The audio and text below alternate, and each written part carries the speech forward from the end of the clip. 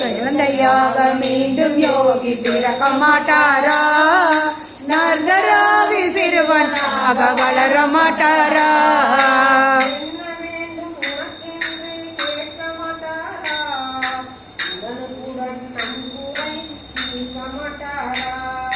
குழந்தையாக மீண்டும் யோகி பிறக்க மாட்டாரா? நர்தராவில் சிறுவனாக வளர மாட்டாரா? மண்டபத்தில் இருக்க மாட்டாரா? கையை பற்றி அருகமத்தி பேச மாட்டாரா? குழந்தையாக மீண்டும் யோகி பிறக்க மாட்டாரா? நர்தரா